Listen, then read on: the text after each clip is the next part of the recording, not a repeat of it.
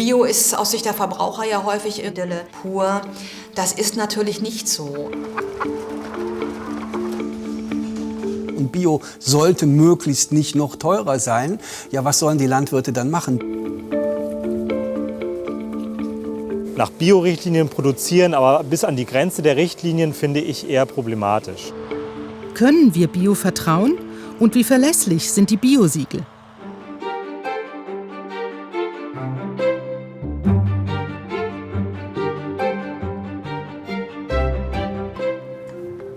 Wir sind mit Stefan Itter auf Einkaufstour.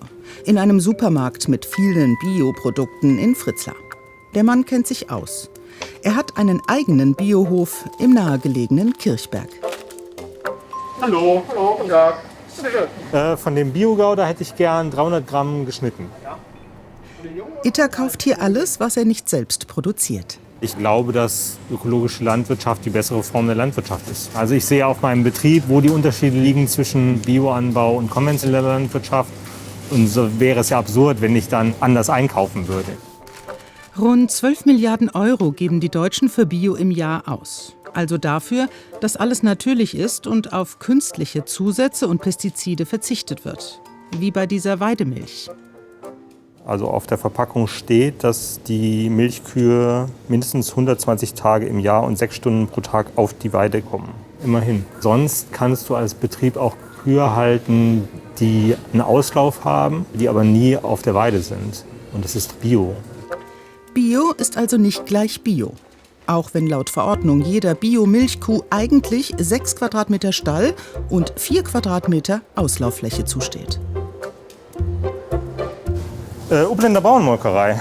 Ganz tolles Projekt aus dem Waldeckschen. Tolle Leute. Bio regional fair. Also sind auf jeden Fall glückliche Landwirte. Und dann würde ich sagen, haben sie auch glückliche Kühe. Seine Absicht, so regional wie möglich einkaufen, auch wenn der Kohlrabi nicht aus Hessen ist. Das ist Bioland und es ist auch etikettiert von einem Biohof aus Landau. Ziemlich transparent. Die Biobranche bemüht sich zunehmend um Transparenz. Auch bei Importwaren wie solchen Treibhaustomaten aus Spanien. Also der erste Eindruck ist schon so ein bisschen zwiespältig, also viel Plastikverpackung. Deswegen würde ich aber trotzdem sagen, das wird wirklich Bio sein. Wir machen den Herkunftscheck des Supermarkts. Unter der Codenummer erscheint eine Demeter-Plantage in Almería. Haciendas Bio. Demeter ist einer der 3 großen Anbauverbände. Ich achte schon auf die Anbauverbände, Bioland, Demeter, Naturland. Vieles auch Gewohnheit, aber auf die Siegel achte ich schon noch, ja. Denn das EU-Biosiegel mit dem Sternchenblatt ist nur der Mindeststandard. Die Anbauverbände sind noch strenger bei Zusatzstoffen, dem Schutz der Umwelt und des Tierwohls. Ich weiß, dass diese Demeter-Sachen sehr weitreichende Standards haben, beziehungsweise sehr hohe Auflagen, was die Qualität angeht. Dann das Europäische, das ist auch zwar nicht so toll wie die anderen, aber da kann man sich schon drauf verlassen. Ich finde, es ist ein Wirrwarr. Und beim täglichen Einkauf achtet man da natürlich nicht so drauf. Da muss man sich drauf verlassen, dass Bio dasteht oder nicht. Bioprodukte sind mindestens doppelt so teuer wie konventionell erzeugte. Für Stefan Itter der Preis für Nachhaltigkeit, sowie für immer mehr Verbraucher. Der Markt wächst. Allein im vergangenen Jahr um geschätzte 25%. Bio boomt, finde ich auch erstmal erfreulich. Andererseits habe ich jetzt gehört, dass die Erzeugerpreise für Bio extrem gefallen sind, also so günstig sind wie nie. Und das erinnert schon so ein bisschen auch an das, was in der konventionellen Landwirtschaft immer so ein Motor ist für Größenwachstum. Ist Bio auf dem Weg zur Massenproduktion? Immer mehr Biobetriebe setzen auf Größe, um die steigende Nachfrage zu bedienen. Und um wirtschaftlich zu arbeiten. Trotzdem müssen die Biokriterien eingehalten werden, wie nachhaltig erzeugtes Futter, Verzicht auf Antibiotika und genug Auslauf für die Tiere. Ökologisch und kontrolliert. Und doch weit weg von der Vorstellung der Bilderbuch-Biowelt. Geht das überhaupt?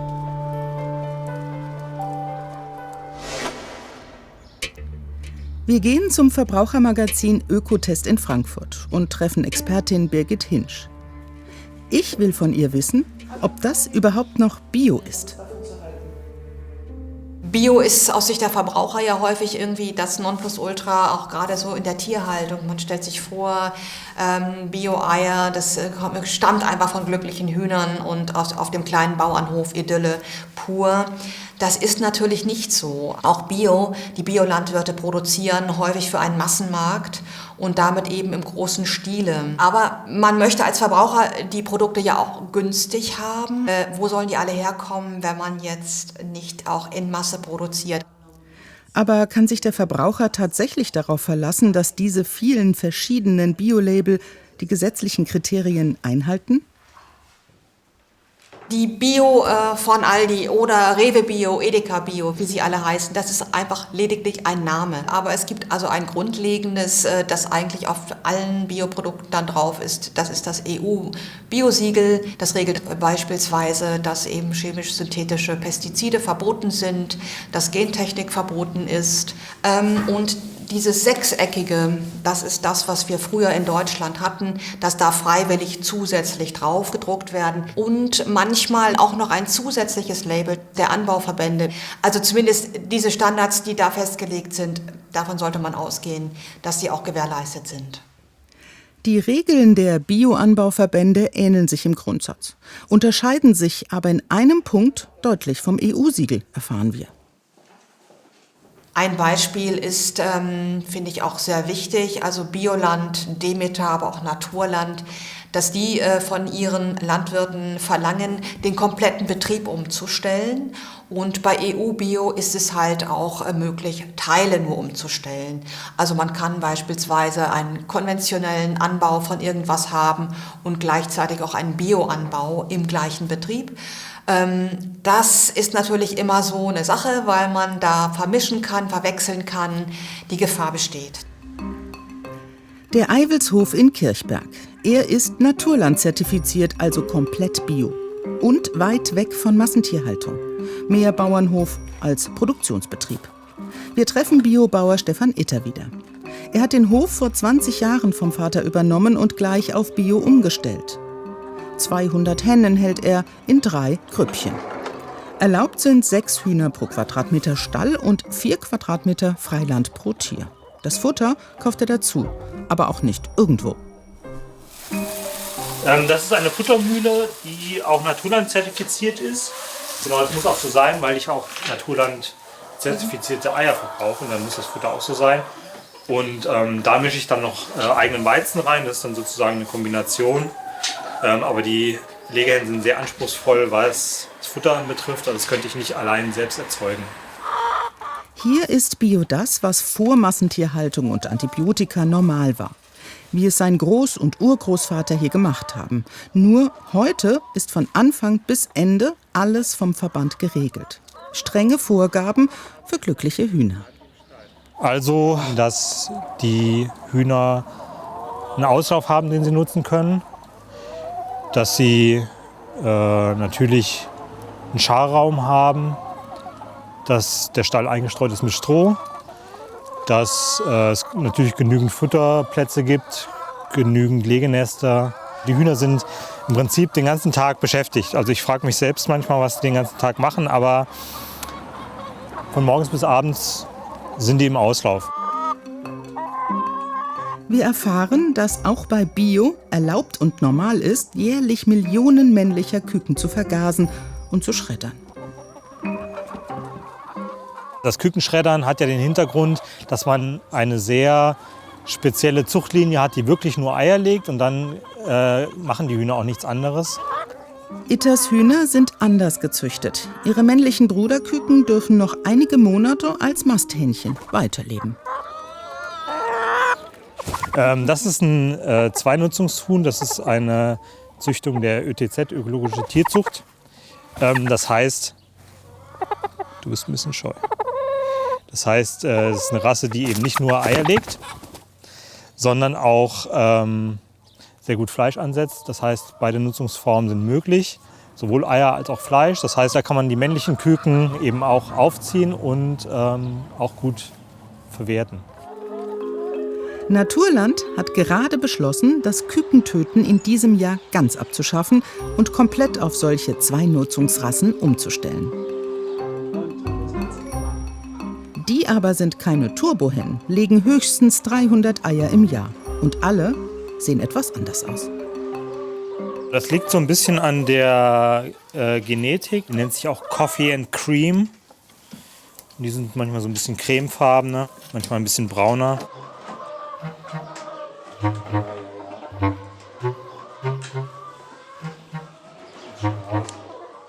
Seine Naturland-Bio-Eier verkauft Stefan Itter in seinem Hofladen. Manchmal hilft sein Vater aus. Die Eier kosten 40 Cent, also bis zu 50% mehr als die Bio-Eier beim Discounter. Mit den großen Betrieben kann er eben nicht konkurrieren. Also auf meinem Betrieb sind es roundabout 60.000 Eier pro Jahr. Große Biohühnerfarmen liefern diese Menge in nur wenigen Tagen. Doch wie kann das sein, wenn laut Verordnung eigentlich nur 3.000 Biohennen pro Stall erlaubt sind? Wir fahren nach Witzenhausen zum Fachbereich Ökolandbau der Uni Kassel und wollen wissen, wie es sein kann, dass im Jahr 1,6 Milliarden Bio-Eier in Deutschland produziert werden können, wenn die Regeln eingehalten werden sollen. Das fragen wir Professor Jürgen Hess. In dem Zusammenhang finden wir oft sogenannte Scheibenställe. Bei Bioland ist es eben möglich, 2 Herden à 3.000 in einem Stall unterzubringen. Bei Naturland 4 Herden. Und EU-Bio macht diesbezüglich gar keine Vorgaben. Ja, wo praktisch Herde neben Herde ist und dann ein schlauchförmiger Auslauf entsteht. Ja, und wenn dann die dazugehörige Freilandfläche, jeweils 4 Quadratmeter pro Henne, natürlich auch nicht mehr von den Hühnern genutzt werden kann, weil die Hühner sich nur bis zu einer bestimmten Entfernung vom Stall wegbewegen. Das ist auf jeden Fall ein Bereich, wo man genau hingucken muss und sich überlegen muss, ob das alles gut ist, wie das so im Moment praktiziert wird. Denn auch Mastgeflügel, Rinder und Schweine dürfen in riesigen Bioställen gehalten werden, wenn auch in kleineren Einzelgruppen.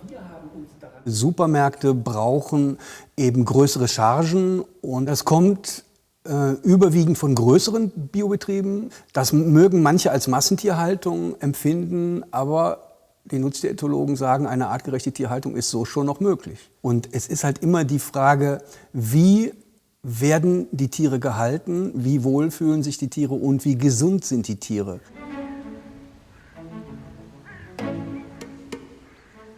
Zurück in Kirchberg und dem Eivelshof. Auch Stefan Itter könnte seinen Betrieb vergrößern, spezialisieren und damit effizienter machen. In der Vielfalt, in der Mischung ist für mich eher das Modell von Biolandbau, wie ich ihn mir vorstelle, als spezialisierte große Betriebe, die sich am Wachstum orientieren, die sehen schon eben, dass die Preise sinken für das Produkt, was sie erzeugen. Und dementsprechend müssen sie mehr erzeugen, um dasselbe Einkommen zu erzielen. Also das ist ein Hamsterrad, was man aus der konventionellen Landwirtschaft kennt. Und das macht auch vor Bio nicht Halt. Und dieses nach Bio-Richtlinien produzieren, aber bis an die Grenze der Richtlinien, finde ich eher problematisch. Stefan Itter liegt weit unter der Richtlinie. Insgesamt 50 Mastschweine, sogenannte bunte Bentheimer, kann er aus seiner Sicht artgerecht halten.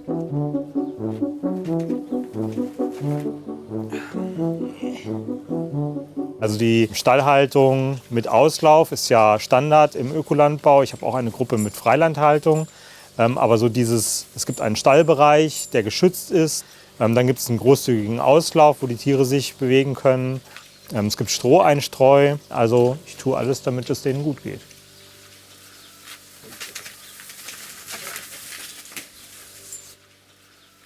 Na, ihr Schlumis? Naturland schreibt vor, dass einem Schwein eine Außenfläche von bis zu 1,2 Quadratmetern zusteht.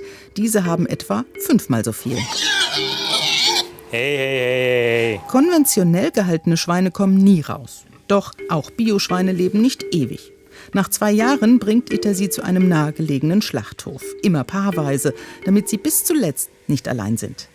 Die werden nicht totgestreichelt. Die Tiere werden genauso wie konventionelle Tiere geschlachtet. Aber die kriegen eine Tätowierung. Auf jede Hälfte kommt meine Betriebsnummer drauf. Und die werden am Beginn des Schlachtprozesses geschlachtet. Das heißt, es geht vor allem darum, dass keine Verwechslung zwischen konventionellen und Biotieren stattfinden kann. Das Fleisch lässt er von einem biozertifizierten Metzger zu Schnitzel und Wurst verarbeiten. Wir sind den Tieren was schuldig, nämlich dass das Leben so gestaltet wird, dass es lebenswert ist für die Tiere. Aber ohne Töten, ohne Schlachten geht es nicht. Seine Aale Wurst räuchert er selbst und verkauft sie samstags im Hofladen. Dadurch ist sein Gewinn höher, als wenn er über einen Supermarkt verkaufen würde. Genau, die hatten Bäckchen und Roastbeef und Haferbrot. Genau. Das, was mehrstufig vermarktet wird, also über eine Erfassung geht, über komplizierte Logistik, da bleibt das Geld sozusagen überall hängen, nur nicht an diesem Erzeugerbetrieb. Das ist so das Dilemma. Das ist dann schade, das braucht Ja. nicht eigentlich. Ja. Das Ja. war damals bei der Erzeugergemeinschaft auch dann. Der Direktverkauf sichert Itter ein gutes und regelmäßiges Einkommen. Auch viele seiner Kunden unterstützen lieber den Bauern als den Supermarkt. Die meisten aber wollen wissen, wo ihr Bioschnitzel genau herkommt. Ja, weil wir uns da schon irgendwie dann mal so ein bisschen Gedanken gemacht haben. Das ist natürlich jetzt noch, also das ist ja das Optimale, dass man ja letztlich auch sogar die Tiere irgendwie anschauen könnte und sich vergewissern, dass es denen gut geht. Ne? Genau, ansonsten muss man sich ein Stück weit natürlich immer auf den Produzenten oder auf den Markt verlassen.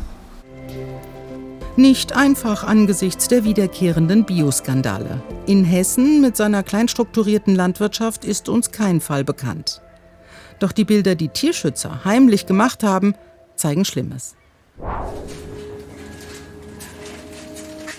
Ein Videodokument aus 2019 von Animal Rights Watch auf einem Biohof. Abferkelgitter für Sauen, auch in Bioställen, in Ausnahmefällen bis zu 48 Stunden erlaubt. Rundherum sterbende Ferkel und kranke Tiere in der Krankenbucht. Die Tierschutzorganisation hat uns gegenüber eidesstattlich versichert, dass es sich um einen Biolandhof in Niedersachsen handelt. Statt auf Stroh, wie vorgeschrieben, Tiere auf Beton, Spaltenböden und nur dünnem Strohmehl einstreuen. Wir fragen Professor Jürgen Hess vom Fachbereich Ökolandbau der Uni Kassel, wie das sein kann. Da gibt es dann natürlich auch das Problem, das ist ja eine wachsende Branche. Ja? Es ist eine Branche, in der man auch Geld verdienen kann.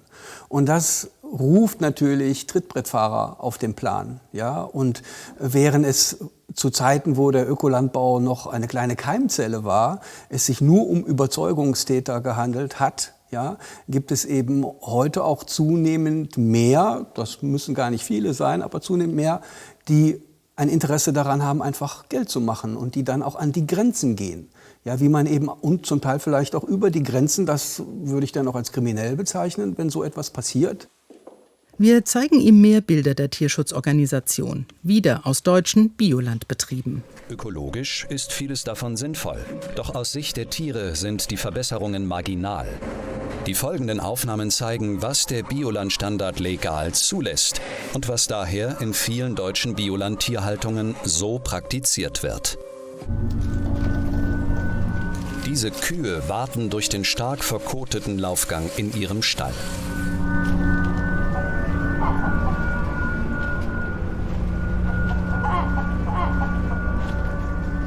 Auch bei Bioland ist es erlaubt, Kälber nach der Geburt von ihren Müttern zu trennen und dann einzeln in sogenannten Kälber-Iglus zu halten.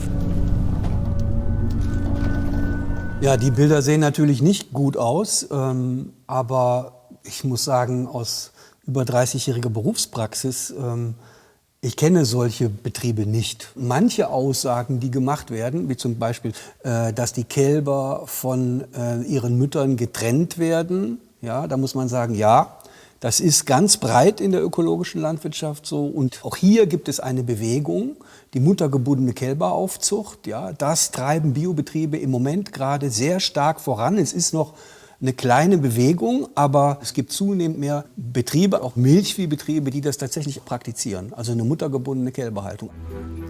Auch Stefan Itter hält seine Rinder aus muttergebundener Kälberhaltung auf einer Weide außerhalb des Ortes. 20 Galloways grasen hier friedlich. Komm mal her, komm! Kommt her, Schlummis, komm! Er kauft die Tiere im Alter von etwa einem Jahr. Bis dahin haben sie die meiste Zeit mit ihren Müttern verbringen dürfen.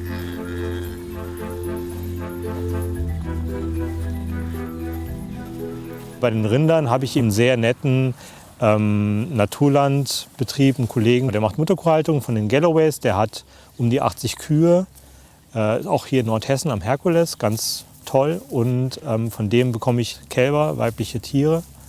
Und die ziehe ich dann hier auf 2 Jahre. Und das ist für mich die optimale Lösung. Also schon auch arbeitsteilig zu arbeiten, aber trotzdem noch das Ganze im Blick zu haben. Wie alle anderen Biobetriebe bekommt auch er regelmäßig Besuch von Veterinären, dem Verein für alternative Tierhaltung und Biokontrolleuren, angemeldet und unangemeldet. Manchmal kommt auch jemand vom Regierungspräsidium mit, die oberste Kontrollbehörde. Eigentlich ein enges Kontrollsystem. Wie es trotzdem immer wieder zu Verstößen kommt, kann Itter sich nicht erklären. Also das geht schon darum, das systematisch alles zu erfassen, was auf dem Betrieb passiert. Passen die Zahlen zusammen, darauf gucken die. Wie viel Futter braucht jedes Huhn jeden Tag? Passt das zu dem Futter, was ich geerntet habe oder gelagert habe oder eingekauft habe? Die gucken sich die Tiere ganz genau an. Bei mir habe ich das Gefühl, die sind sehr, sehr genau. Der Anteil der Biohöfe wächst. Rund 35.000 Biobetriebe gibt es in Deutschland mittlerweile. Wir haben ja inzwischen 10% ökologisch wirtschaftende Betriebe und der Marktanteil liegt bei 6-7%. Also können Sie sich daraus ja schon mal ableiten, dass ein erheblicher Anteil tatsächlich in inländischer Erzeugung ist. Aber es gibt natürlich Produkte, die wir hier in Deutschland gar nicht in dem Umfang erzeugen können. Ja, wenn wir zum Beispiel an Gemüse denken, insbesondere an Gemüse über Winter, ja, dann kommt das sehr oft aus Südeuropa, also aus Italien und vor allen Dingen auch aus Spanien. Oder eben aus Übersee. Tee, Kakao, Bananen, Kaffee. Aus Afrika, Asien oder Südamerika. Biokontrolleure sind auf der ganzen Welt tätig. Für Betriebe, die für EU-Bio oder die Anbauverbände zertifiziert sind. Wie wird da kontrolliert, fragen wir uns. Und kann man solchen Produkten vertrauen? Wir sind mit Bernhard Schulz, Geschäftsführer von Ceres, verabredet. Er kontrolliert ausschließlich in Drittländern. Es gibt natürlich Länder, wo wir von vornherein wissen, aufgrund unserer langjährigen Erfahrung, dass dort die Wahrscheinlichkeit, dass betrogen wird, höher ist als in anderen Ländern. Also es macht einen Riesenunterschied, ob Sie hier in Mitteleuropa als Zertifizierer unterwegs sind oder in China, der Türkei, Ägypten oder Ecuador. Dort gehen die Kontrolleure auf die Plantagen, machen Begehungen und nehmen Blatt- und Bodenproben. Wir haben Mitarbeiter vor Ort, die von uns geschult werden, die von uns überwacht werden. Die führen die Kontrollen durch und aufgrund dieser Kontrollen treffen wir dann die Zertifizierungsentscheidungen. Denn die Betriebe, die wir als Betrüger entlarven und denen wir das Zertifikat entziehen, werden im Wesentlichen durch unangekündigte Kontrollen und damit verbundenen Probenahmen gefunden. Bernhard Schulz hat Beispiele mitgebracht. Seine Mitarbeiter dokumentieren, was sie so alles vorfinden, wie auf einer Plantage in Ecuador. Das war ein Betrieb, der vorher von uns nach EU-Bio-Verordnung zertifiziert war und wir im Rahmen unserer unangekündigten Kontrolle feststellen mussten, ups, ganz so bio, wie wir vorher gedacht haben, ist er doch nicht. Hier wurden Herbizide eingesetzt. Das sehen Sie daran, dass der ganze Bodenbewuchs verbrannt ist, in Anführungsstrichen. Also wenn das jetzt eine Bioplantage wäre, dann wäre das alles noch grün. Und ein Betrieb, der Herbizide einsetzt, der bekommt sein Zertifikat entzogen. Diese Streichliste macht er transparent auf seiner Internetseite. 2018 hat er allein in Ecuador 20% der Bananenplantagen das Bio-Label entzogen. Auch China sei ein schwieriges Land. Ich habe hier ein Foto eines kleinbäuerlichen Betriebs, bei dem Harnstoff einfach mal so gelagert wird, obwohl er eigentlich ein reiner Biobetrieb sein sollte. Oder irgendwelche Insektizide, die sich dort finden. Oder ein dubioser Kühlschrank, den, wenn man eröffnet, im obersten Fach Insektizide enthält. Die chinesischen Bauern könnten mit Bio nichts anfangen. Daher nehmen sie es auch nicht so ernst. Die Wahrscheinlichkeit, dass Produkte, die aus China kommen, nicht 100% den Ansprüchen der Verordnung entsprechen, ist natürlich höher als bei Produkten, die hier in Deutschland produziert werden. Das ist überhaupt keine Frage. Das schließe ich aus der Anzahl an Betrieben, denen wir das Zertifikat entziehen müssen. Ein globaler Markt mit seinen zahlreichen Lieferketten ist viel schwieriger zu kontrollieren als der regionale mit kurzen Wegen. Um regionale Vermarktung geht es auch Stefan Itter. Deshalb liefert er seine Produkte an ein Bio-Restaurant in Kassel, das er vor einigen Jahren aus diesem Grund mitgegründet hat. Wer konventionell ist und umstellen möchte, der sollte schon auch wissen, wie er seine Produkte vermarkten kann. Das heißt, die Umstellung ist gar nicht so sehr das Problem, aber die Vermarktung ist oft die Schwierigkeit, das zu entwickeln. Das Bio-Restaurant Weißenstein in Kassel. Geschäftsführer und Koch ist René Müller. Mensch, Stefan, grüße dich. Ich habe Wurst mitgebracht, Eier. Sehr gut. Für beide ein Erfolgsrezept. Itter macht ein faires Geschäft, Müller hat immer frische Ware. Wir wollen wissen, woher kommen die anderen Produkte? Ja, das ist ja unser Ansatz, ne? Also von kleinen Höfen aus der Region. Der Großteil, wir müssen kaufen natürlich auch andere Sachen dazu. Das nützt auch den Bauern, ne? Da kann man natürlich sich gegenseitig unterstützen, diese Sachen dann zu verarbeiten. From Nose to Tail ist die Idee, also möglichst das ganze Tier verarbeiten, von Nase bis Schwanz. Rüssel ist eigentlich ganz gut für eine Sülze auch und so. Oder ein Kuhäuter zum Beispiel, das hat man vor 2 Wochen verkauft. Das ist schon eher was Spezielles. Oder da musst du da ein bisschen kreativer sein manchmal. Also du kannst so ein Eisbein auch mal asiatisch machen. Oder klassisch, wie Filet von Itters Bentheimern, die zumindest gut gelebt haben. Das ist so ein bisschen teurer, aber das nehme ich gerne in Kauf. Bio ist eben schon bei der Erzeugung teurer. Mehr Fläche und Sorgfalt sind nötig. In Hessen sind mehr als 14% der landwirtschaftlichen Fläche ökologisch bewirtschaftet. Das Land ist damit Spitzenreiter in Deutschland. Stefan Itter will Emmer sehen, eine Art Urweizen. Den bringt er nach der Ernte im Sommer zu einer Mühle, später zum Bäcker. Alles in der Umgebung. Urkorn ist züchterisch nicht so stark bearbeitet wie unser moderner Weizen, hat eben auch nicht so einen hohen Ertrag, ist oft zumindest die These, dass es verträglicher ist als der moderne Weizen.